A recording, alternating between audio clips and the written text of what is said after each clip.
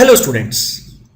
आज के इस लेक्चर में हम पढ़ेंगे एक बहुत ही इंपॉर्टेंट रिएक्शन जिसका नाम है एस्टरिफिकेशन। एस्टरिफिकेशन नाम से ही आपको थोड़ा आइडिया लग रहा होगा कि इस रिएक्शन में एस्टर का प्रिपरेशन है। So what is esterification?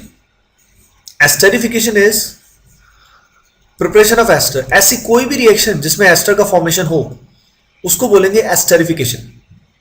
ये रिएक्शन आपने 9th क्लास में भी पक्का सुनी होगी। आइए देखते हैं कैसे बनता है। अब देखिए, एस्टर को बनाने के कई सारे तरीके होते हैं, पर हम एस्टर को बनाने का जनरल मेथड देखेंगे, यानी सबसे कॉमनली कौन सा मेथड यूज होता है वो हम अब देखते हैं। तो देखिए, एस्टर जो होता है वो बनता है कार्बोक्सिलिक एसिड से एंड अल्कोहल से। कार्बोक्सिलिक एसिड एंड अल्कोहल आपस में रिएक्शन करते हैं और रिएक्शन करने के बाद एक एस्टर फॉर्मेशन हो जाता है। ये जो रिएक्शन होती है ये H+ की प्रेजेंस में होती है, यानी एसिड के अलावा एक और एसिड स्मॉल क्वांटिटी में एज अ कैटलिस्ट यहां पे हमें यूज करना होता है। Temperature should be high. उसके अलावा रिएक्शन जो होती है it is reversible. Reaction reversible है। फॉरवर्ड जो रिएक्शन हुई जिसमें एस्टर बना इसको अपन बोलते हैं एस्टरिफिकेशन। इसी में अगर रिवर्स की बात करें जिसमें एस्टर ब्रेकडाउन होके एसिड और अल्कोहल बनाता है, इसी का रिवर्स अगर पार्ट की बात करें तो उसको बोलते हैं एस्टर हाइड्रोलिसिस। तो आपने देखा कि दो रिएक्शन यहां पे कंपीट कर रही हैं आपस में। एक रिएक्शन में एसिड अल्कोहल आपस में रिएक्शन करके एस्टर बना रहा है और रिवर्स में एस्टर क्या हो रहा है, ब्रेकडाउन होके एसिड एंड अल्कोहल क्रिएट कर रहा है। आइए हम सबसे पहले फॉरवर्ड रिएक्शन की बात करते हैं कि ये कैसे होता है। तो देखते हैं इस मैकेनिज्म को। सबसे पहले जो एसिड होता है, इस एसिड में ऑक्सीजन का लोन पेयर और ये पाई बॉन्ड आपस में रेजोनेंस स्टेबलाइज है।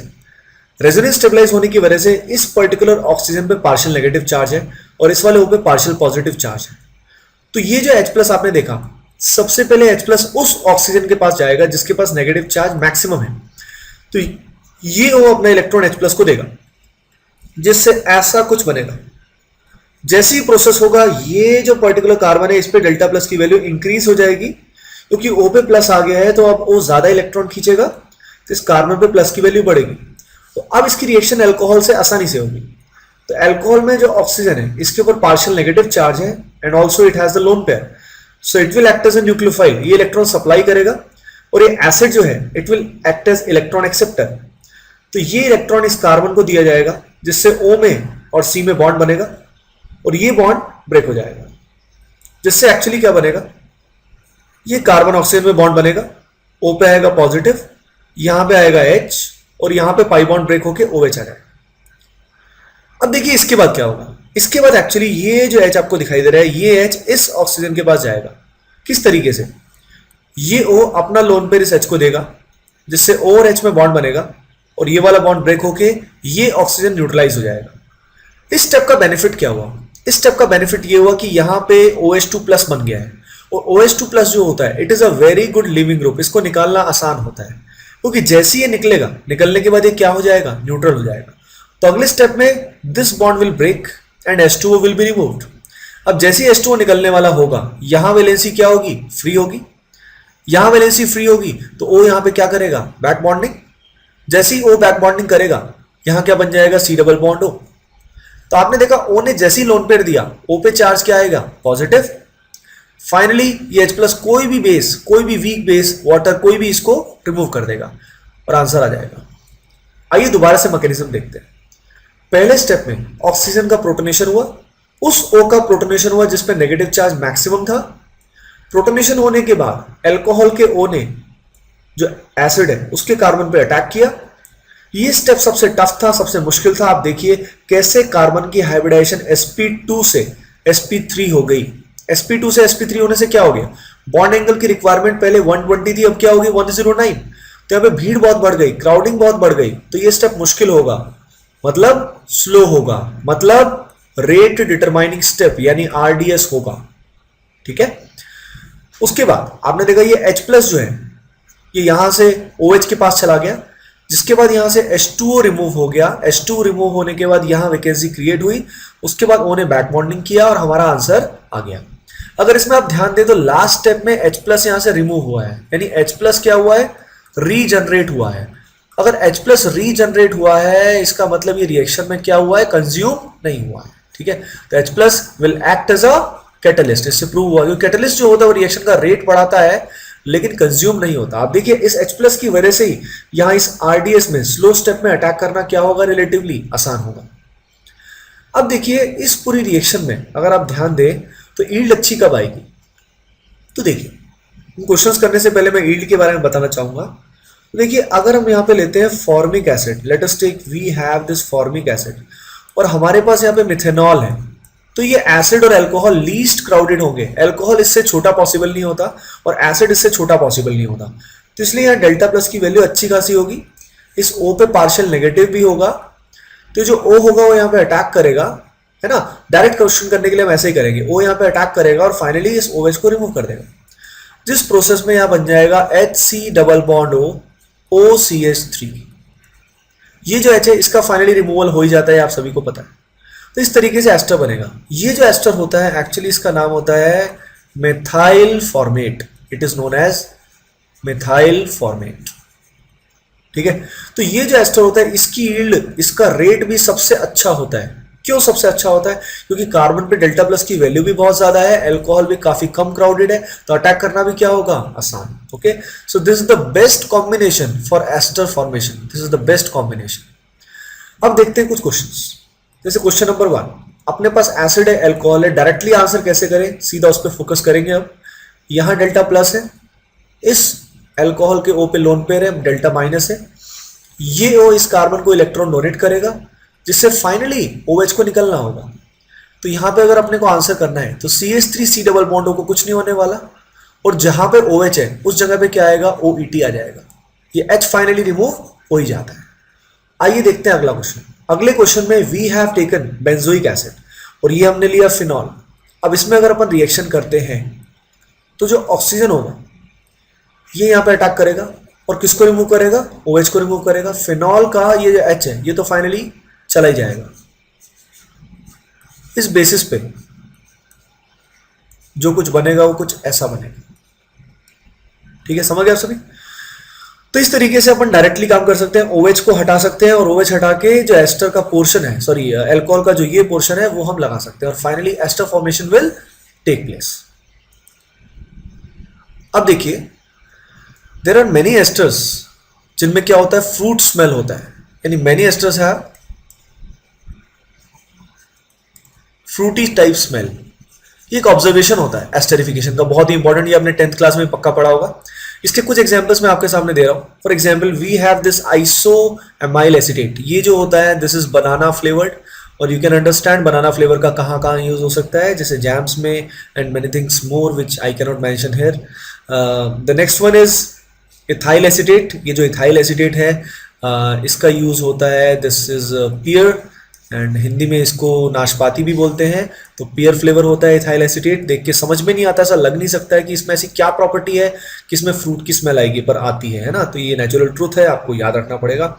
Similarly this next one is phenyl ethyl acetate, this is rose flavoured, और रोज फ्लेवर का तो बहुत ज्यादा यूज होता है ना, Rooh Afza and many things more. Rose flavour is frequently used. आइए अब देखते हैं एस्टर का रिवर्स, एस्टरिफिकेशन का reverse, which is ester hydrolysis.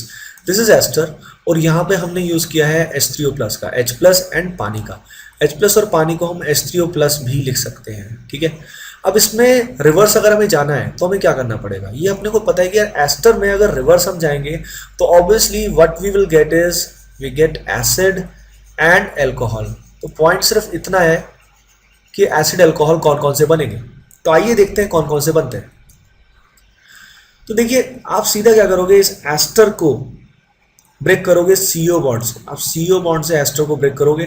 Break करने के बाद अगर आप ध्यान दो तो ये पोर्शन जो आया था, ये पोर्शन किससे आया था, this portion came from alcohol, है ना। और ये जो पोर्शन आया था ये आपको पहले से क्लियर होना चाहिए, किससे आया था, एसिड से आया था। तो बस इन दोनों को अलग करो, जिस कारण इस कार्बन की और इस ऑक्सीजन की वैलेंसीज फ्री होंगी, है ना।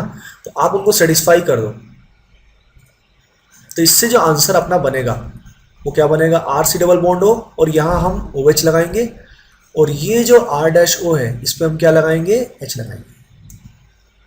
Let us take this example Me double bond O OET। Let us see, ये हमने लिया और ऐसे केस में हमने हाइड्रोलिसिस इसका किया। अब हम क्या करेंगे, तो देखिए हम इसको इस CO बॉन्ड से ब्रेक करेंगे और ब्रेक करने के बाद जो ये ETO है इसको क्या मिल जाएगा, H, क्योंकि हमें इसे बनाना है अल्कोहल। और ये जो MEC डबल बॉन्ड O है इसको क्या मिलेगा, OH, क्योंकि हमें इसे बनाना है acid. So final answer will be MEC double bond O OH, साथ में वहां क्या बन जाएगा, वहां बन जाएगा ETOH। आइए देखते हैं एक बार एग्जाम्पल। इस एग्जाम्पल में let us take this particular ester. आइए देखते हैं, इस एस्टर को लेते हैं, यहाँ पे मिथाइल है, यहाँ पे हाइड्रोजन है, और इसमें अगर अपन हाइड्रोलिसिस करते हैं तो क्या होगा। तो देखिए अब अगर अपन हाइड्रोलिसिस करते हैं तो अगेन CO बॉन्ड को ब्रेक करना पड़ेगा। यहाँ से हमें मिलने वाला है अल्कोहल, तो यहाँ पे मैं क्या प्रोवाइड करूंगा, H, और यहाँ मैं क्या प्रोवाइड करूंगा, OH। ओके, तो यहाँ पे जो ये कायरल सेंटर है इसकी कॉन्फ़िगरेशन पे कोई असर नहीं पड़ेगा, यानी retention of configuration will take place.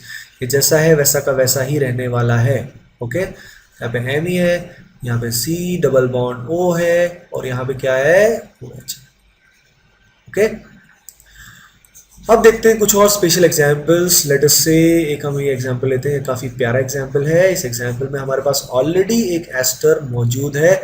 इस एस्टर में लेट अस से हम एक अल्कोहल को ऐड करते हैं in the presence of acidic medium.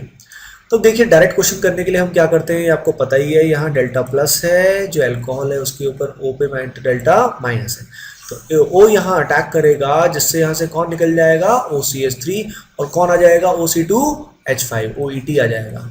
तो बेसिकली आपने देखा इस रिएक्शन में one ester converts to another ester, एक एस्टर दूसरे एस्टर में कन्वर्ट हो जाता है। ठीक है, जब एक एस्टर दूसरे एस्टर में कन्वर्ट हो जाता है तो इसको अपन क्या बोलते हैं, trans esterification. It is known as trans esterification. तो ये भी एक तरह का एस्टेरिफिकेशन ही होता है, जिसमें एक एस्टर से दूसरा एस्टर फॉर्मेशन होता है। आइए अब अपन एक बहुत इंपॉर्टेंट सी रिएक्शन करते हैं, जिसमें हमने लिया again ester. Let us say we have taken RC double bond O R dash, और साथ में हमने पानी को डाला, लेकिन यहाँ एसिडिक मीडियम की बजाय हमने लिया बेसिक मीडियम। ठीक है, अब तुम एक काम करो, अब यानी बेसिकली ये जो रिएक्शन हुई, what is this, this is basic hydrolysis of ester. ये एस्टर का बेसिक हाइड्रोलिसिस होगा, है ना, बेसिक मीडियम में हम कर रहे होंगे। तो अब इसमें अगर अपने को क्वेश्चन करना है तो हम कैसे करेंगे, देखिए आप मैकेनिज्म से भी कर सकते हैं ना। Mechanism is very easy. This is OH minus, OH minus यहाँ अटैक करेगा क्योंकि पानी से OH minus is a strong nucleophile, है ना, तो OH माइनस यहाँ अटैक करेगा, जिससे ये रिमूव हो जाएगा फाइनली। अब यहाँ पे क्या बनेगा, शुरुआत में RC डबल बॉन्ड OH, और यहाँ बनेगा R डैश O माइनस, ये यहाँ बन जाएगा। अब पॉइंट कुछ ऐसा है कि ये दोनों स्टेबल नहीं होंगे। ये जो एसिड है this is strong acid and this is a strong base, तो ये आपस में रिएक्शन करेंगे। ये जो बेस होगा ये इस एसिड का H+ एक्सेप्ट करेगा, जिससे यहाँ बन जाएगा RC डबल बॉन्ड O, और यहाँ पे आएगा O माइनस। ठीक है, और दूसरी स्पीसी जो बनेगी वो क्या बनेगी, R डैश OH। ओके, तो यहाँ पे O माइनस के साथ कोई ना कोई एंटिटी तो जरूर होगी, है ना। तो आप फर्क समझिए, जब हमने एसिडिक हाइड्रोलिसिस किया था तो यहाँ बना था एसिड, यहाँ जो बना है वो है एसिड का salt. This is acid salt. ठीक है, तो एसिड सॉल्ट जो होगा this is stable, this is resonance stabilize. ये नेगेटिव चार्ज और पाई बॉन्ड आपस में अच्छे से रेजोनेंस कर रहे हैं, तो दिस इज स्टेबल, है ना। ये जो स्पीसी एक्चुअली बनती है, this acid salt is actually soap, ये साबुन का एक छोटा सा कंपोनेंट होता है। ठीक है, तो ये जो रिएक्शन होती है इसको सेपोनिफिकेशन भी बोला जाता है। So what is saponification, saponification is formation of soap, है ना। सोप जो होता है वो किसी एसिड का सॉल्ट माना जाता है। तो what is saponification, it is basic hydrolysis of ester. Ester को बेस की प्रेजेंस में जब पानी डालते हैं तो उससे बनता है, उससे एस्टर का हाइड्रोलिसिस होता है। ठीक है, तो स्टूडेंट्स आइए रिकैप करते हैं जो जो हमने आज पढ़ा। आज हमने एक बहुत इंपॉर्टेंट रिएक्शन की विच इज एस्टेरिफिकेशन। आपने देखा इस रिएक्शन में acid and alcohol react to form ester. Reaction reversible होती है। और इसमें H प्लस रीजनरेट होता है, तो it is acting as a catalyst only. इसका RDS आपने देख लिया स्लो स्टेप में, ये जो एल्कोहल है ये अटैक करता है। फिर इसके बाद हमने देखा इसके क्वेश्चंस कैसे करते हैं। फिर हमने देखा बेस्ट ईल्ड जो होती है उसके लिए हमें क्या करना चाहिए, दोनों को लेस क्राउडेड लेना चाहिए। फिर हमने देखा कि कुछ फ्रूटी स्मेलिंग जो होती है वो किस किस में पॉसिबल होती है, और भी बहुत एग्जांपल्स हैं इसके। Then we have seen ester hydrolysis, एक बार हमने एसिडिक मीडियम में देखा और एक बार हमने इसको बेसिक मीडियम में देखा।